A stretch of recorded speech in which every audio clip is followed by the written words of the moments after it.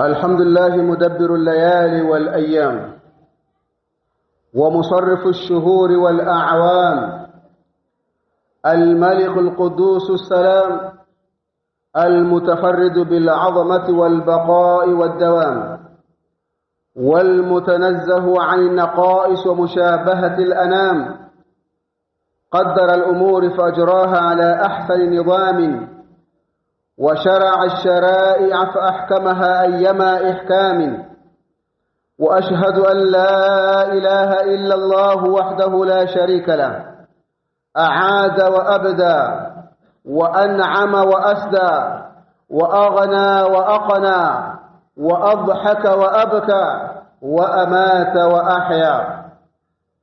وأشهد أن سيدنا ونبينا محمد عبده ورسوله، أخشى لربه وأتقى، دل على سبيل الهدى وحذر من طريق الردى، صلى الله وسلم وبارك عليه وعلى آله وأصحابه والتابعين لهم بإحسان إلى يوم الدين. أما بعد، قال الله تبارك وتعالى: وأنه هو أضحك وأبكى. وقال صلى الله عليه وسلم: لو تعلمون ما أعلم لضحكتم قليلا ولبكيتم كثيرا. عباد الله، أوصيكم كما أوصي نفسي بتقوى الله عز وجل، فقد فاز المتقون. ndugu zangu katika imani, baada kumshukuru Allah subhanahu wa ta'ala na kumtakia rehema na amani kipenzi cha umma mtume wetu Muhammad sallallahu alayhi wasallam, kwa uwezo wake Allah na wahusia pamoja na kuhusia nafsi yangu juu ya kumcha Allah subhanahu wa ta'ala, kwani wamefaulu wenye kumwogopa Allah. Leo tutakumbushana kunako neema ya Allah subhanahu wa ta'ala ambayo amewapatia waja wake, neema dhahki wal bukaa, neema ya kilio na neema ya kicheko. Ndugu zangu katika imani, hutuba iliyopita tulizungumzia sifa mbili ambazo anasifika nazo Allah subhanahu wa ta'ala, zinazopatikana katika suratul Fatiha aya 3, Ar-Rahmanur Rahim. Mwenyezi Mungu mwenye kuwarehemu, mwenye kuwahurumia wema na watupu, wema na waovu hapa duniani, War-Rahim, Mwenyezi Mungu mwenye kuwahurumia wema watupu kesho akhera. Tulizungumzia sifa hizi mbili za Allah subhanahu wa ta'ala ili mwanadamu afahamu kwamba hata yule kafiri ana haki ya kupata riziki, ana haki ya kupata uzima, ana haki ya kupata manufaa katika mgongo wa ardhi, kwa sababu anaogelea katika sifa ya Allah subhanahu wa ta'ala ya Ar-Rahman, kwamba Mwenyezi Mungu mwenye kuwahurumia wema na waovu hapa duniani. Leo tuzungumzie neema ya Allah au maelekezo ya Allah subhanahu wa ta'ala yanayopatikana katika suratul Najm. Allah subhanahu wa ta'ala sema: wa annahu huwa adhaka wa abka. Mwenyezi Mungu subhanahu wa ta'ala ndiye ambaye anamiliki sababu za kumfanya mtu akacheka, na Mwenyezi Mungu subhanahu wa ta'ala ndiye ambaye anamiliki sababu za kumfanya mwanadamu akalia. Ayuha almuslimuna ibadallah, الضحك والبكاء تعبران عن مشاعر الإنسان. kicheko na kilio zina tafsiri hisia za mwanadamu. Yuabiru dhahk, kicheko kina tafsiri ani sururi wal bahja, kicheko kinawakilisha au kina tafsiri furaha ya mwanadamu, au taajub, au kustaajabu kitu, kushangaa kitu. Mwanadamu anaweza akapata kitu cha mshangao cha ajabu akacheka. Bainama albukao yuabiru anil huzni wa ta'athur, hali ya kuwa huzuni inawakilisha, inatafsiri kwamba mtu huyo amepata huzuni. Bainama albukao yuabiru alhuzni, hali ya kuwa kilio kinawakilisha huzuni. Wa ta'athur, au mtu kuathirika na jambo. au farhi shadid, au furaha ya kupitiliza. Inawezekana kadhalika mtu akapata jambo la furaha ya kupitiliza, badala ya kucheka yakawa analia. Inawezekana kadhalika. Wa annahu huwa adhaka wa abka, Allah subhanahu wa ta'ala ndiye mwenye ufunguo, ndiye mwenye asbabu za kumfanya mtu akacheka, na ndiye mwenye asbabu za kumfanya mtu akalia. Wa huma min a'mal qalbiyya wa nafsiyya, kicheko na kilio ni katika matendo ya moyo. Fayahtaju al-insanu ila al-i'tidal fihima, kwa maana hiyo sasa anahitajika mwanadamu awe na kipimo, awe na uadilifu katika sifa mbili hizi au katika neema mbili hizo. Fala yaghlibu alayhi al-buka'u da'im, mwanadamu hapaswi kupitiliza kilio, hapaswi kuendeleza kilio kila siku mtu akulia. Fayaqnut, akatamaa kwamba basi mimi Mwenyezi Mungu kanifanya hivi, basi acha nilie, Allah kanipa maradhi haya, hata mimi nilie tu basi. Ikawa ni mtu ukatamaa katika neema za Allah subhanahu wa ta'ala, katika uwezo wa Allah subhanahu wa ta'ala. Wala yastaghrib fi dhahki al-mufrid, na wala mwanadamu asipitilize vicheko na furaha alladhi yubitu alqalba, vicheko ambavyo au furaha ambayo inapelekea kuua moyo wa mwanadamu. Kwa hiyo neema mbili hizi ambazo Allah subhanahu wa ta'ala ametupatia tunapaswa tuzitumie kama Allah subhanahu wa ta'ala alivyoelekeza. Usilie kupitiliza kana kwamba umeonelewa, na wala usifurahie kupitiliza kana kwamba Allah hakuna anayempenda duniani isipokuwa wewe. Ndugu zangu katika imani, Ibrahim alayhi salam ni katika watu ambao walipata shida sana katika mgongo wa ardhi. Mwisho kabisa akatupwa katika moto, watu wakaandama kuna wakamrusha katika moto. Lakini Allah subhanahu wa ta'ala ni mjuzi.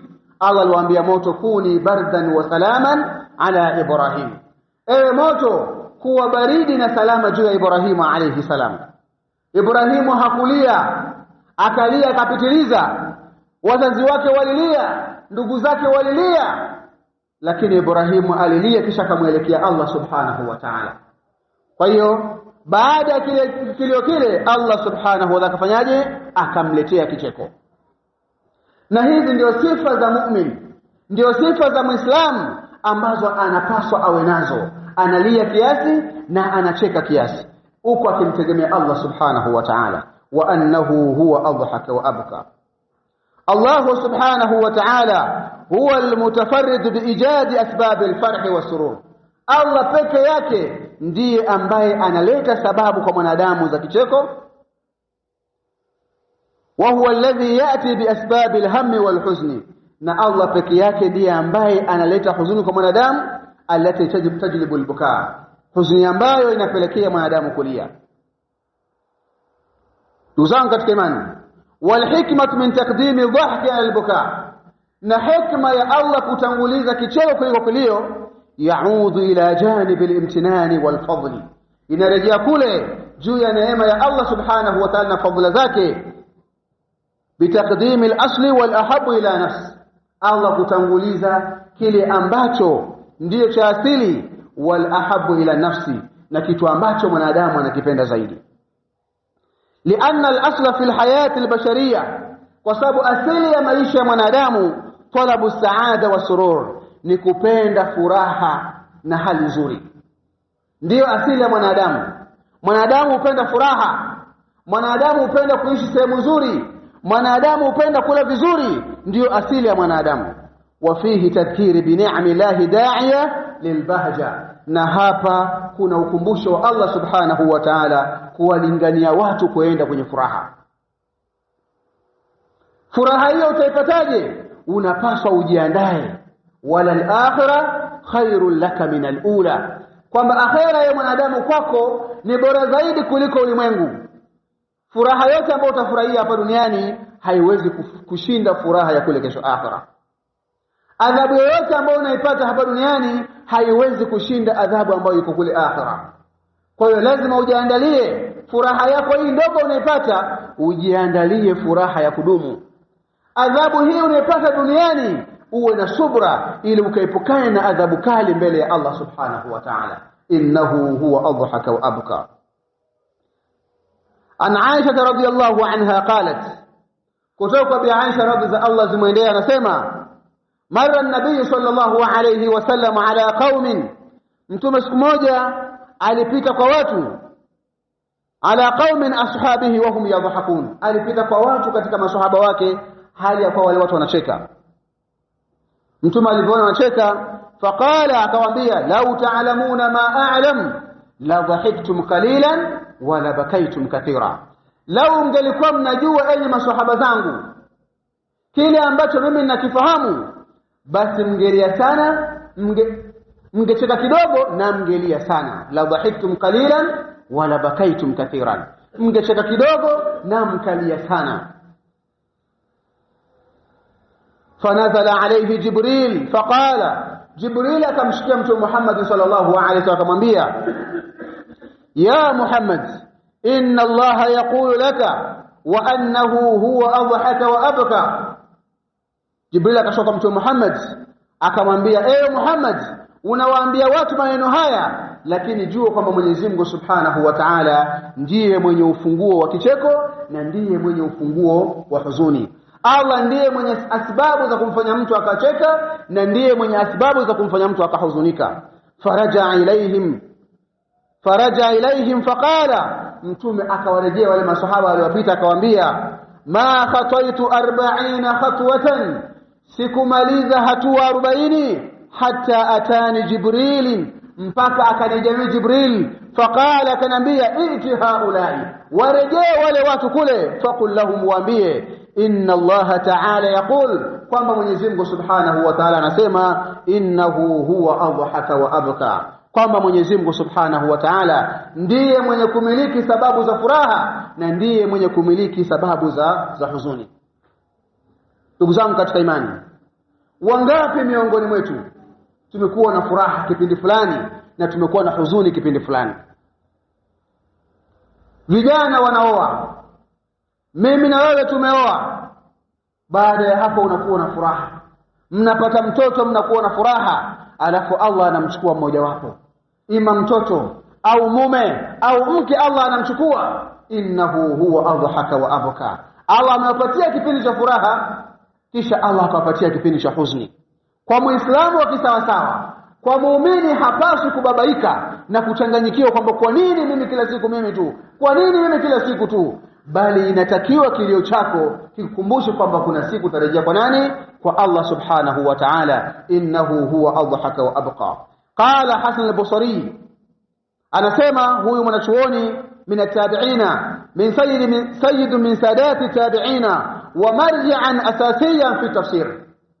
Al-Hasan al-Basri ni katika tabi'ina, watu ambao wanajua tafsiri ya Qur'ani kinaga ubaga, ndani nje, nje ndani, na ni marejeo watu wanarejea katika Hasan al-Basri kuifuata tafsiri au kuisoma Qur'ani kwa ufasaha wake. Anasema Hasan al-Basri, adhaka Allahu ahla al-janna fil janna wa abka ahla an-nar fil nar. Allah Subhanahu wa Ta'ala anawapa furaha watu wa peponi katika pepo, na anawapa huzuni au anawapa kilio watu wa motoni kwa kuingia katika moto wa jahannam.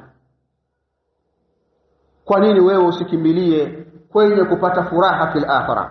Kwa nini wewe usikimbilie kuwa ni katika watu ambao Allah Subhanahu wa Ta'ala anawapa vicheko fi dunya wal akhirah? Wa qila adhaka man shaa fi dunya bi an sarrahu wa abka man shaa bi an ghammahu. Na ikasema kwamba Allah Subhanahu wa Ta'ala anampa furaha, anampa kicheko amtakaye katika dunia kwa kumkunjulia maisha ya dunia, na anampa kilio anayemtaka katika maisha ya dunia bi an ghammahu, kumpa dhiki ya maisha katika dunia. وقال محمد بن علي الترمذي أضحك المؤمن في الآخرة وأبكاه في الدنيا. anasema huyo mwanachuoni Muhammad ibn Ali asema Allah Subhanahu wa Ta'ala amemchekesha muumini fil akhirah, muumini kicheko chake ni akhirah, wa abkahu fi dunya, na amempa kilio hapa duniani. Huyo mwanachuoni akaja akamaliza mzozo kabisa kwamba kumbe mwanadamu muumini wa kisawasawa, dunia sio ya kwake, dunia ni sehemu yake ya mitihani, dunia ni sehemu yake ya huzuni. wa abkahu fil akhirah, na Allah ataenda kumpa kicheko wapi? Akhirah. وقال صلى الله عليه وسلم في حديث الذي يرويه سهيب بن سنان رضي الله عنه قال رسول الله صلى الله عليه وسلم عجبا لأمر المؤمن إن أمره كله له خير إن أصابته سراء شكر فكان خيرا له وإن أصابته ضراء صبر فكان خيرا له. Tuzangu katika imani, Mtume sallallahu alayhi wasallam atuambia anamstajabu sana muumini. Ajaban li amri almu'min, ni hajabu kwa mtu ambaye ni muumini. Inna amrahu kullahu khair, mwanadamu huyu mambo yake yote ni safi tu.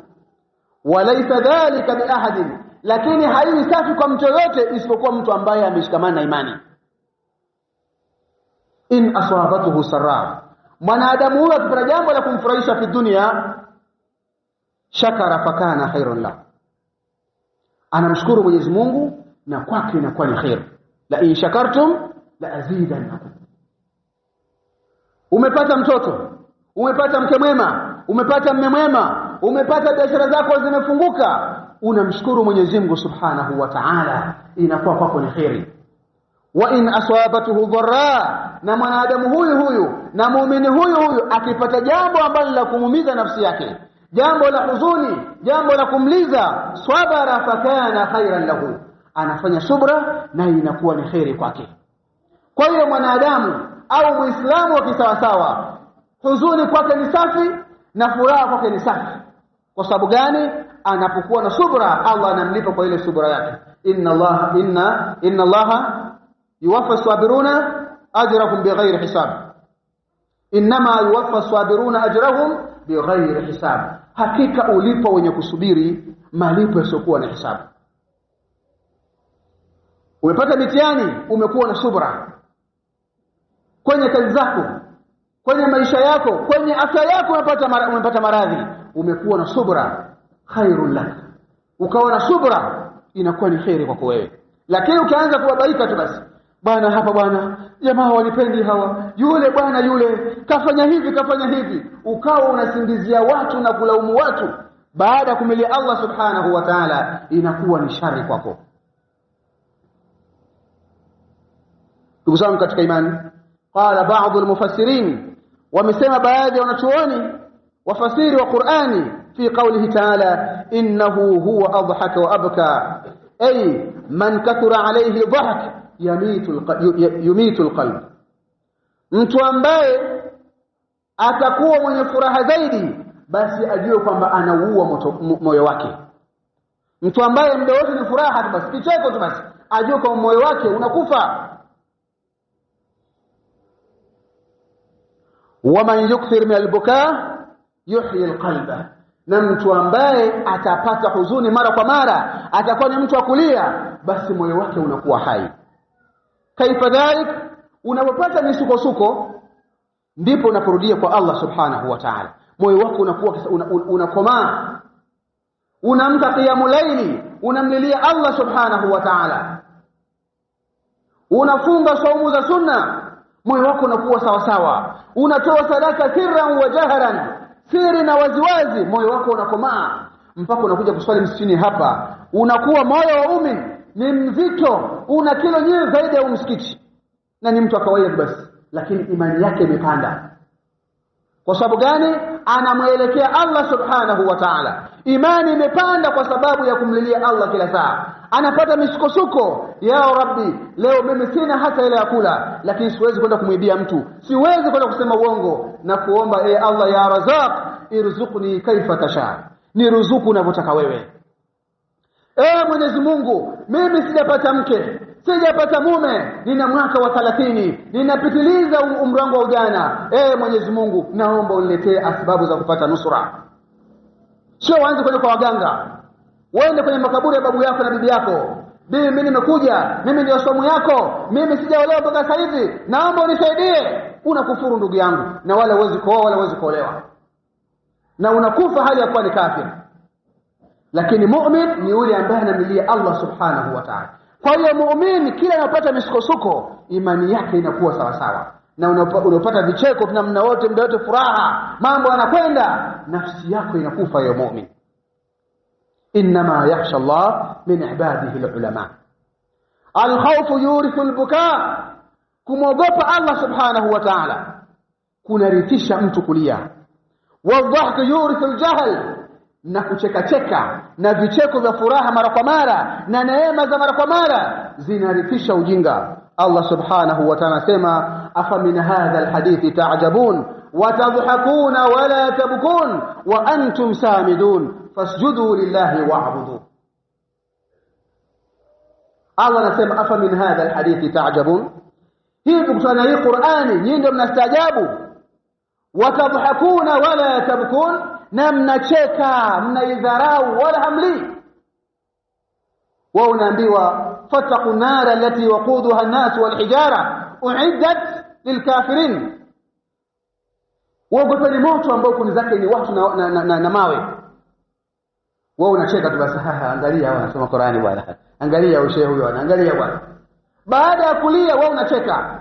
Allah sema afa min hadha alhadithi ta'jabun wa tadhakuna wa la tabkun, mnacheka na wala hamli. قال أبو هريرة لما نزلت هذه الآية أفمن هذا الحديث تعجبون وتضحكون ولا تبقون قال أهل صفا،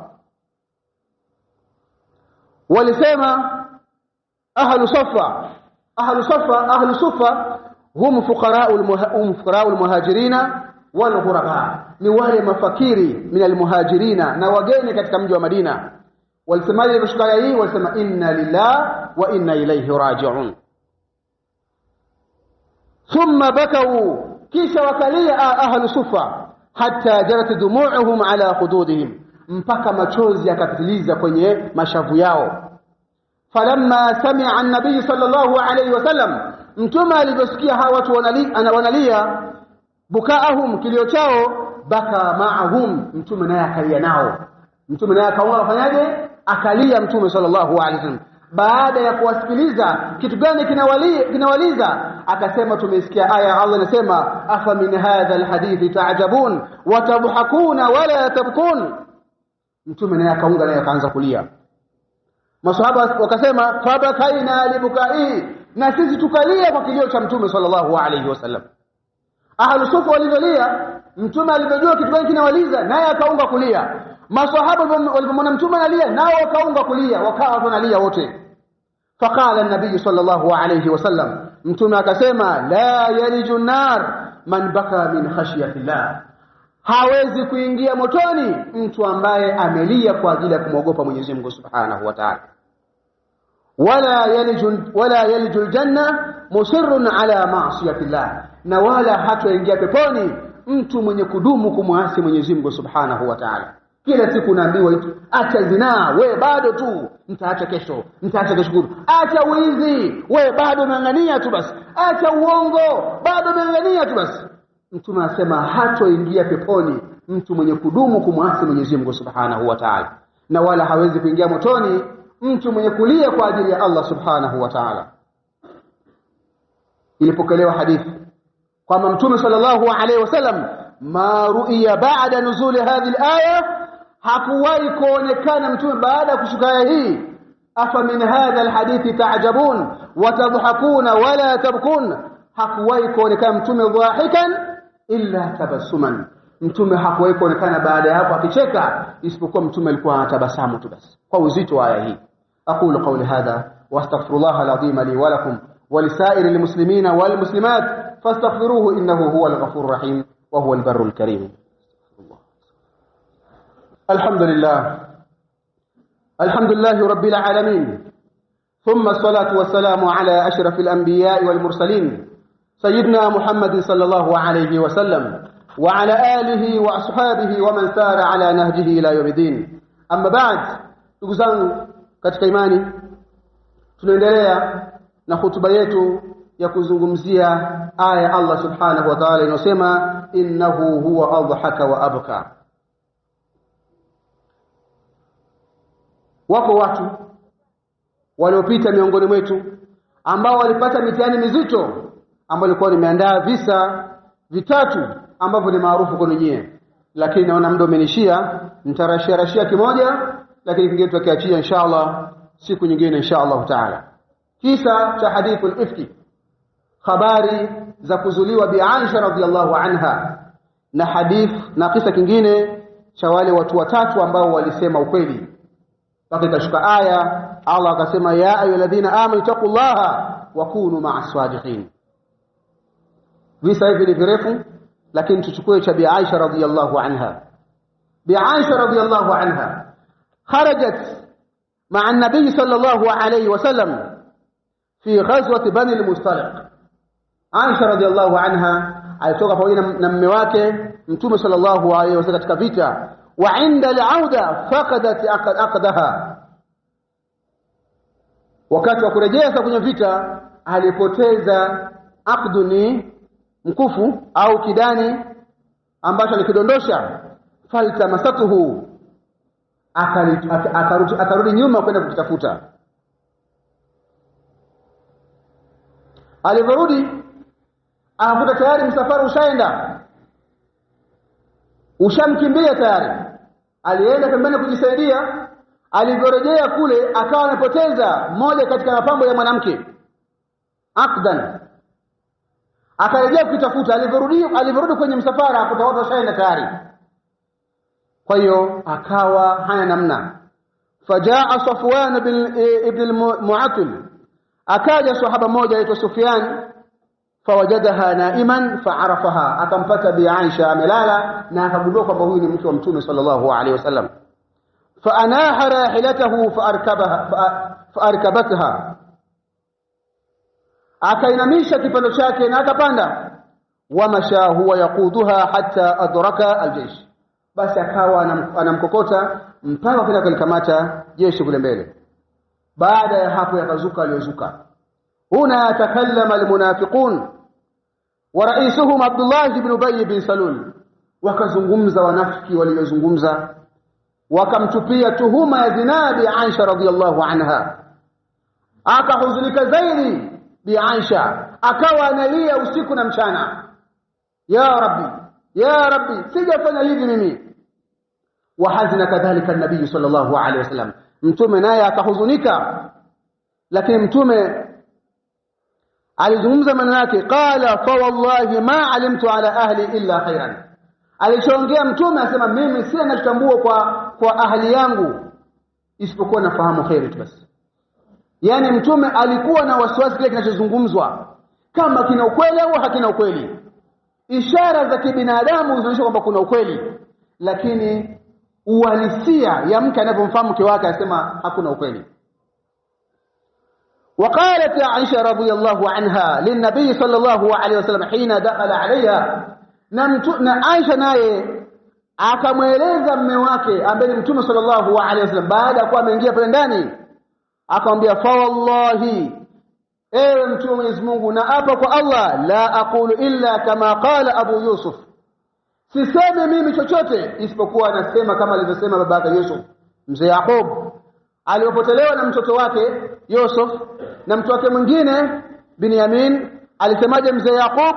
Alisema fasabrun jamil wallahu almusta'an ala ma tasifun.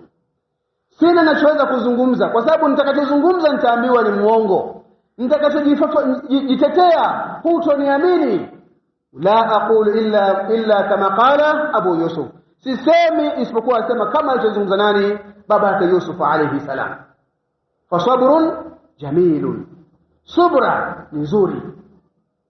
Huyu ni mke wa Mtume sallallahu alayhi wasallam, aliyepata mitihani katika dunia, aliyecheka, aliyepata furaha kwa kuolewa na Mtume sallallahu alayhi wasallam, aliyependwa na Mtume zaidi ya kumpenda. Lakini pia katika watu ambao Mtume sallallahu alayhi wasallam kupata ushauri, alimfuata Ali bin Abi Talib, na mmoja kati ya wake zake aitwa Zainab. Mnasemaje juu ya huyu mke wangu? Ali akasema, wallahi sifahamu kwa Aisha isipokuwa nini? Khairi. Na huyu mke mwenzake naye akasema, mimi nina wivu na Aisha, lakini katika hili wallahi yule mama yule dada yule simdhani isipokuwa khairi, hawezi kufanya jambo kama hili.